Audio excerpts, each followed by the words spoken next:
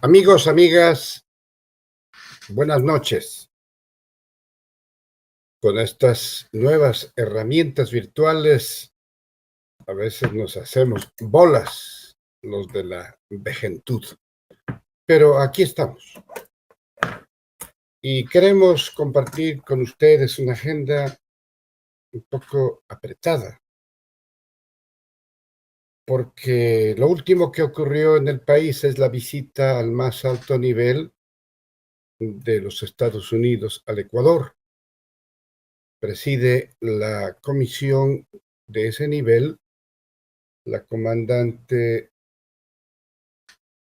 doña Laura Richardson, jefa del Comando Sur de los Estados Unidos, y parece ser que esto de nuestra seguridad no le interesa, porque habló de los inmensos recursos que existen acá en la región.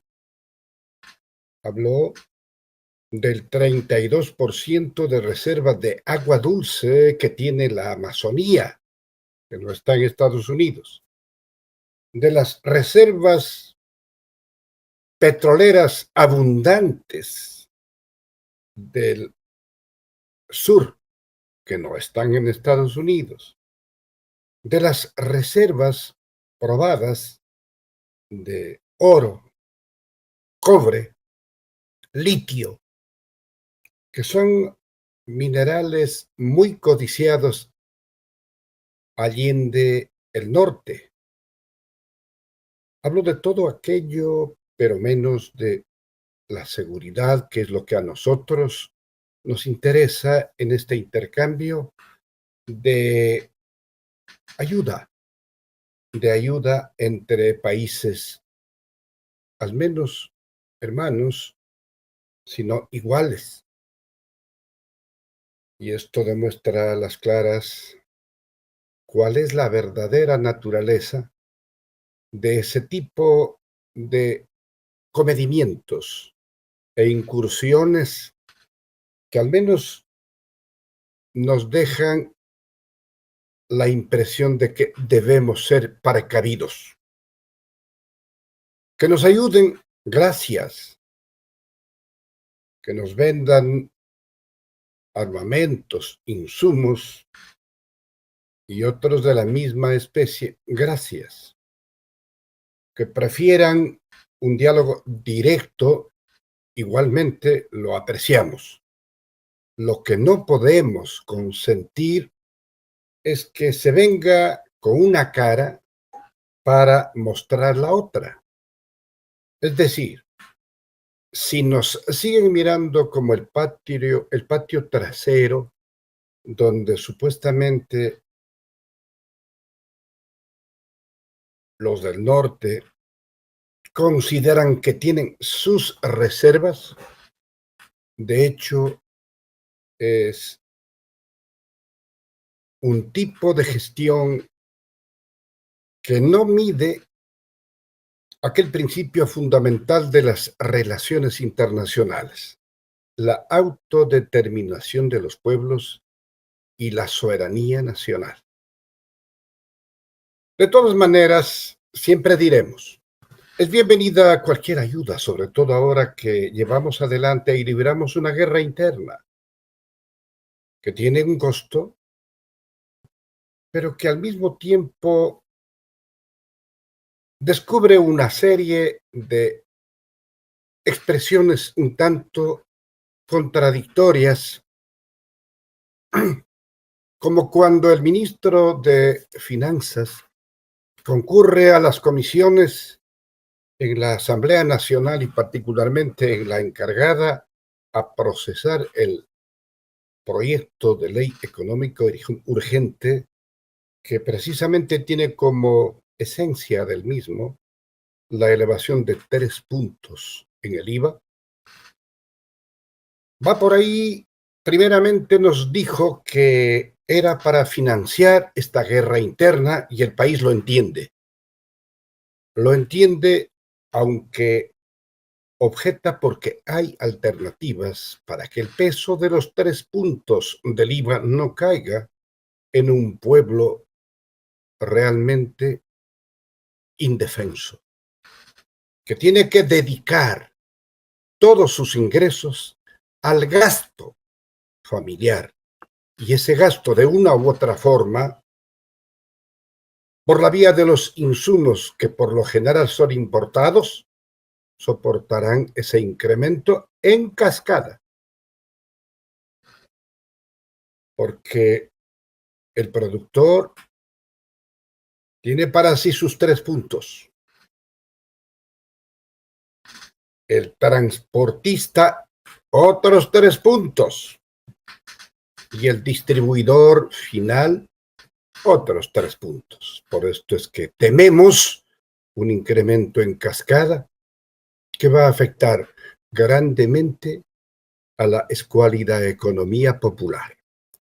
El señor ministro de Finanzas nos dice, como queda dicho, inicialmente que esta propuesta del Ejecutivo, y lo queremos entender que es una propuesta, no una imposición, ni el golpecito de mesa de la otra señora ministra, entendemos que es originalmente para financiar este estado de excepción, esta guerra interna a la que nos ha obligado el crimen organizado, que nos ha declarado una guerra injusta y desproporcionada a todos los compatriotas. Lo entendemos. Pero cuando nos dice que no es para aquello, sino para pagar los sueldos, nos están diciendo algo nuevo, porque se entendía que en la transición de gobierno desde el banquero al actual, sabían exactamente lo que estaba ocurriendo y la caja chira que dejó el banquero. Pero no se quedó ahí. Volvió en su afán por justificar este incremento, este dogal pesado en contra de los más vulnerables del Ecuador, los pobres, clase media, y nos dice que hay que elevar 3 puntos en el IVA, porque eso es lo que condiciona el Fondo Monetario Internacional para hablar de algún préstamo. Así que ya nos salió otra versión. Y por último, dijo que si no se sube el IVA, 3 puntos, está en peligro la dolarización. Aquí cabe lo que decía la vecina, ya asomó el peine. Ven ustedes, no ha sido la Revolución Ciudadana la que amenaza en contra de la dolarización. Son otros quienes hablan por la coyuntura y por el interés de imponer un esquema de imposición tributaria indirecta, injusta, regresiva como es el IVA. Tratan de justificar este hecho invocando causas que ni siquiera sospechábamos, que está en peligro la dolarización si no subimos el IVA. Es la tesis del señor ministro. Esperamos que no salga por ahí una quinta.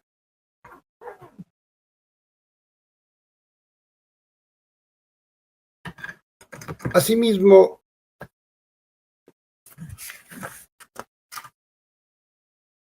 la última semana ha estado cargada de sorpresas y inimaginables. Un descubrimiento con esta movilización de las Fuerzas Armadas ecuatorianas de una reserva de droga escondida en caletas y subterráneos por el orden de las 22 toneladas de droga para la exportación en una hacienda bananera en el cantón Vinces de la provincia de Los Ríos. El operativo realmente sorprendente. Buen trabajo de las Fuerzas Armadas, pero los resultados, apenas a lo mejor el guardia a cargo de la Hacienda fue detenido. ¿Qué pasa con los propietarios de la Hacienda? No me van a decir que un cargamento de 22 toneladas de droga estaban ahí y el dueño de la Hacienda no conocía. Porque además hay una versión no comprobada, pero una versión inclusive de fuente precisamente de quienes hicieron el operativo, de que por ahí puede existir un lugar de procesamiento de la droga. Así es que ya no somos solamente un punto del paso de la droga. Parece ser que ya se decidieron a producir in situ. Y entonces el siguiente paso es conocer la identidad del propietario de la hacienda.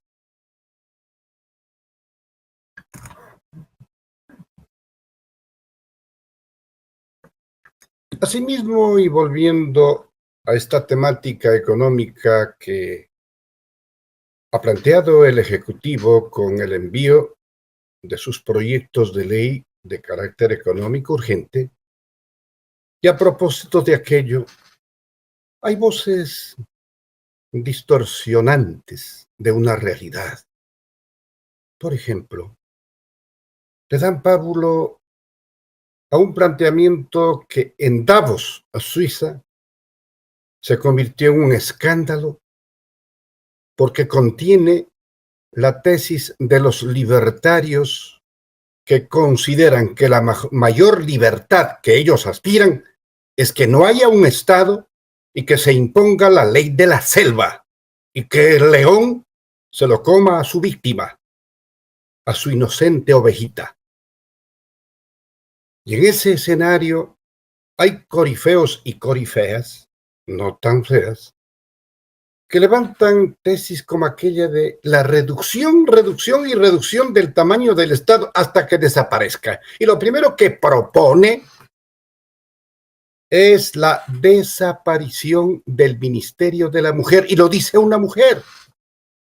Hoy le escuchábamos a la señora ministra, precisamente, de la Mujer, calificar esta propuesta como una irresponsabilidad, por decirlo menos. Y cuando nos hablan de esta disminución, achicamiento del Estado hasta su desaparición, en este proceso quisiera que nos aclare la proponente.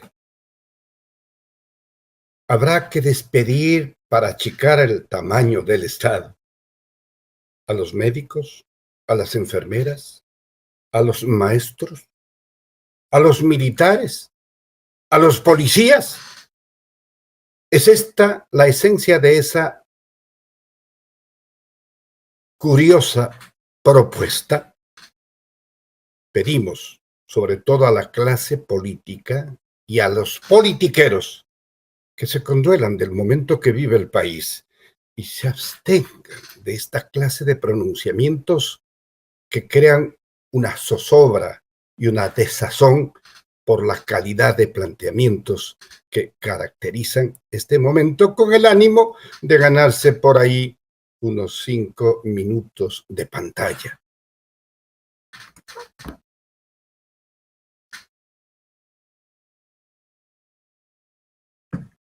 Queremos referirnos a un hecho que, si se lo analiza desde la serenidad, tiene una explicación que justifica los comportamientos de los políticos. Cuando fuimos al último proceso electoral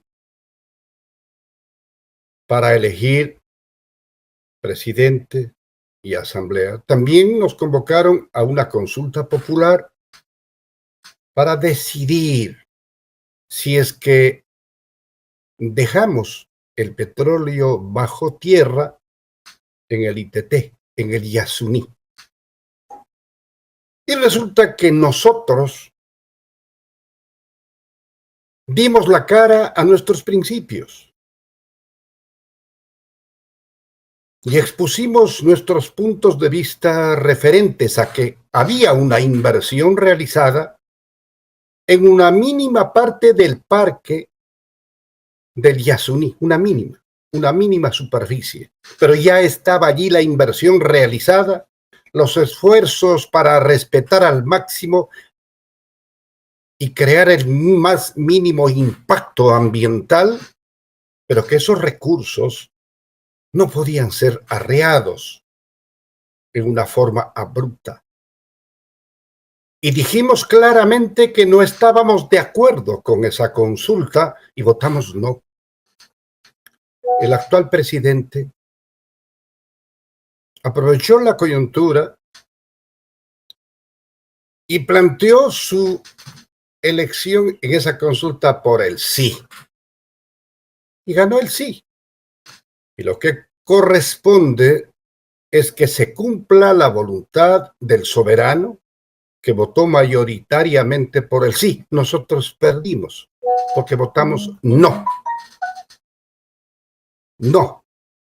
No dejar ese petróleo que ya estaba programado para su extracción y exportación a un costo muy significativo para la economía nacional. Pero hay una diferencia entre los principios políticos que no pueden basarse en una especulación y peor aún en una coyuntura muy parecida a la demagogia. Hoy digo que sí porque me conviene y mañana digo no porque igual me conviene. Y repetimos, estamos de acuerdo que haya una moratoria al menos para la explotación del petróleo que ya estuvo programado en el ITT. Y repito, la afectación es en una mínima superficie, una marginal superficie del parque Yasuní, del ITT.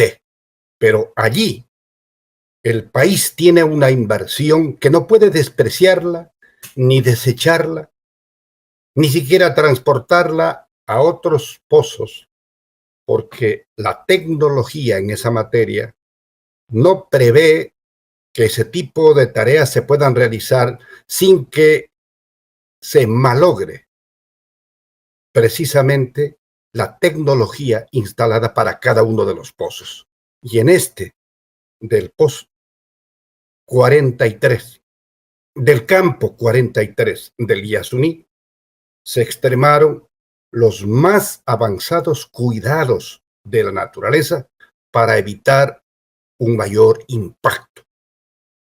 Pero queda muy claro que en política nunca puede imponerse ni una improvisación de coyuntura, ni una ligereza en los pronunciamientos, tal vez para ganar unos votos. La política nos impone una actuación con seriedad, dignificando ese término de la política tan venido a menos precisamente porque se hace un mal uso de lo que se dice y que es diferente a lo que se hace. Repetimos, esa moratoria para explotar en beneficio de una caja fiscal saqueada por los mentirosos que ya se fueron,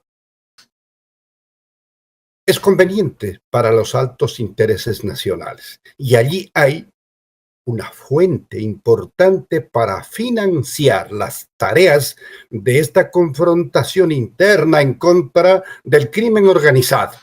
Por consiguiente, ahí también hay una importante razón para que exijamos que se utilicen alternativas que son viables y legítimas, como esto de la moratoria en la explotación petrolera del campo 43 del Yasuní en el ITT.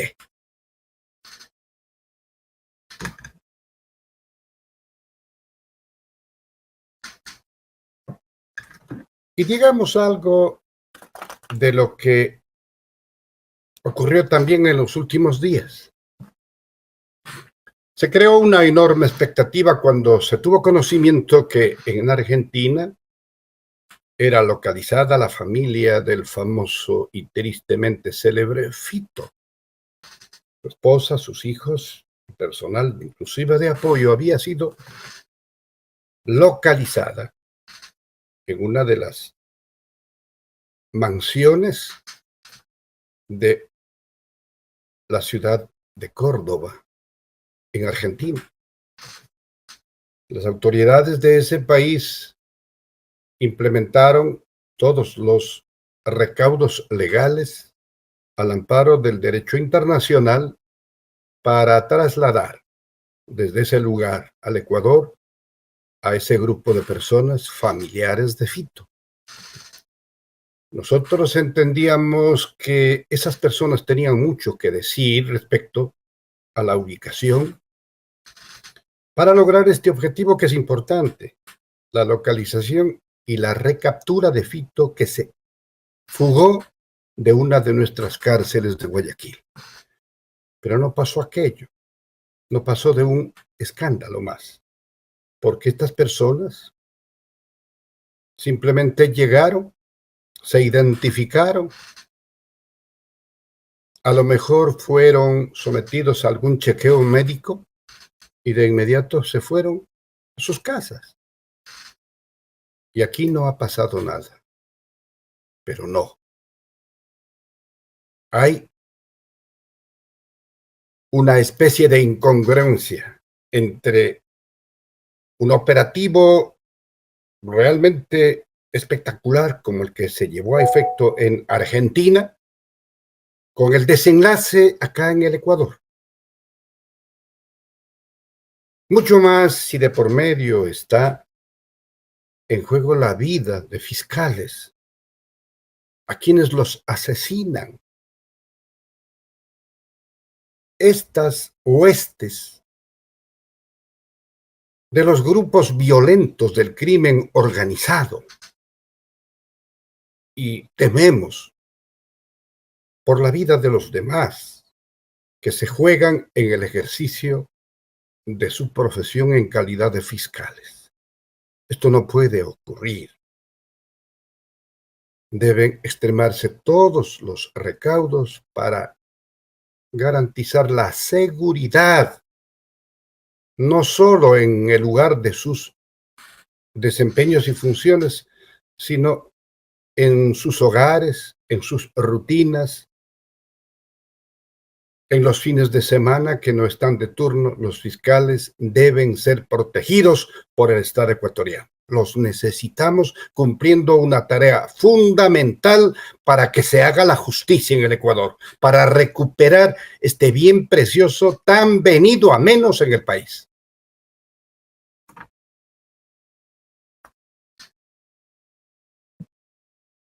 Así que, queridos compatriotas, debemos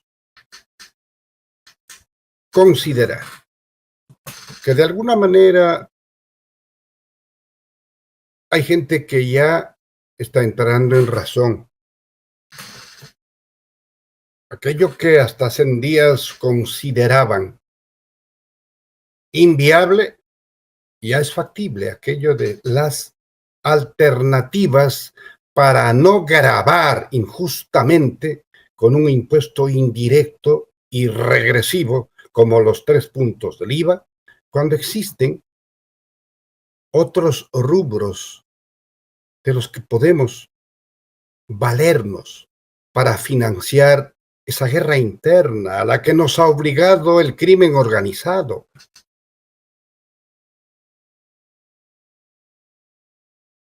Las extraordinarias utilidades de los bancos privados deben aportar en forma generosa y extraordinaria, es un decir esto de generosa, como fuente alternativa de financiamiento para estos menesteres. Igual las grandes fortunas acumuladas, que son fácilmente detectables. Igual el incremento en el impuesto a la salida de divisas, que afecta a un pequeñísimo grupo de personas que no creen en el país y se mandan a cambiar con todos sus caudales y en lugares donde prefieren evadir impuestos. Aquí vale la pena una aclaración. Por ahí hay una cantaleta que intenta ganar razón para sus fines particulares y de grupo. Dicen, por ejemplo, que las importaciones y exportaciones pagan el impuesto a la salida de divisas. Nos están mintiendo. Ese impuesto grava el traslado de grandes capitales a paraísos fiscales particularmente. Y más que recaudatoria, esa es una propuesta y una ley regulatoria de la conducta para que entiendan aquellos que han acumulado y amasado fortunas con el trabajo colectivo de trabajadores y obreros en el país, entiendan que deben reinvertir en el Ecuador para reactivar una economía en soletas y se produzcan puestos de trabajo, empleos. La gente se muere de hambre porque no tiene trabajo. Claro que por ahí ya salió la señora vicepresidenta en funciones diplomáticas en Israel y dice que ella ha hecho todo un esfuerzo y tiene listos 25,000 puestos de trabajo, pero en Israel debe ser cerca de la Franja de Gaza. No estamos para chistes. Los puestos de trabajo los requerimos en el Ecuador para reactivar la economía. No estamos desocupando la patria. Nos duele esta migración espantosa, que ya no van solamente los jefes de familia, se van con todo, con niños. Se van por el camino peligroso de una migración ilegal y se siguen yendo. Queremos que ellos se queden, que tengan una oportunidad. Y ese es el clamor a los señores banqueros que contestan que ellos ya han pagado, que han pagado. Ellos han guardado. Mientras nosotros nos moríamos en la pandemia y en la inercia de una economía destruida intencionalmente para desacreditar y excluir a un importante sector político del Ecuador, como es el correísmo y la Revolución Ciudadana, ese empeño subalterno, nefasto y perverso, lo único que produjo fue la destrucción del país. Necesitamos reactivar la economía. Y este es un término neoliberal, pero lo asumimos porque la consecuencia es que se deben generar puestos de trabajo. Y estas fueron las condiciones que asumimos voluntariamente para apoyar en esa tarea de brindarle gobernabilidad al presidente de la República. Porque son 3 tareas fundamentales que le debe al Ecuador y nos sentiríamos servidos. Recuperar la seguridad ciudadana, recuperar la paz para todos los ecuatorianos, que pare este reguero de sangre, que se reactive la economía a nivel nacional y como consecuencia de ello, la creación de empleo. Estos 3 rubros, estos 3 empeños, estas necesidades fundamentales que clama el pueblo, justifica y de lejos cualquier adhesión a una posición democrática y legítima, como fue la elección del presidente Daniel Noboa. Pero hay líneas rojas que no podemos cruzar. Agregarle 3 puntos al IVA es un despropósito. porque es como poner limón en una llaga viva. El país está en soletas. La gente en sus hogares se muere de hambre virtualmente. Y si hay alternativas y lo han acogido los proponentes, nos alegramos y nos aliviamos. Porque esto significa que vamos a meter el hombro todos en función de sus posibilidades. Y aquí una reflexión. Paralelamente a esa serie de conferencias en Davos, entre los pensamientos económicos, políticos, filosóficos, ahí también surgió un manifiesto, compatriotas, un manifiesto firmado por los ciudadanos más ricos del planeta. ¿Y qué proponen? Proponen que les incrementen los impuestos a esas fortunas.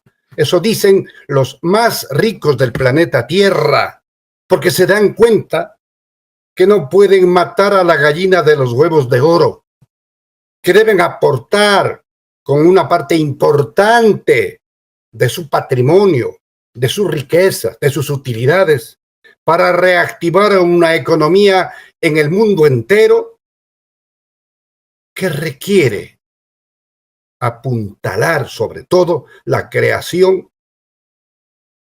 del pan diario a través de un puesto de trabajo. Esta es una realidad. Los más ricos del mundo proponen que les aumenten los impuestos.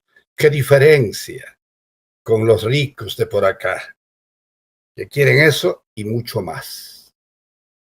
Aquí cabe recordar, para despedirnos con una sonrisa, el caso de aquel ciudadano que solía sentarse con los amigos a algunas libaciones, pero que nunca gastaba nada, hasta que un día se acabaron las botellas y nadie se movió. Y él dijo: compañeros, manden a traer otra botellita y yo les apoyo moralmente. No, plata, inversión, aportación, con algo de generosidad y consecuencia con el pueblo del Ecuador. Somos un pueblo maravilloso, somos un país extraordinario. Tenemos 4 regiones definidas que como que alguien puso allí para el encanto del mundo. No permitamos su destrucción.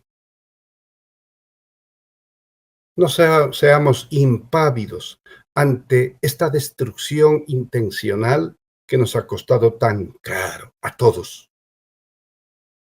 Hagamos esta minga. Amemos algo más a nuestra patria. Aquellos que solo piensan con el bolsillo, hagan por excepción un acto de conciencia nacional y entiendan que darle algo de bienestar al pueblo es una forma de proteger sus intereses. Entiéndanlo. Hay alternativas. No se puede cargar o sobrecargar una nueva carga tributaria dejando libre de esta obligación a quienes tienen cómo y además están obligados a aportar por la patria de todos. Muchas gracias, queridos amigos y amigas.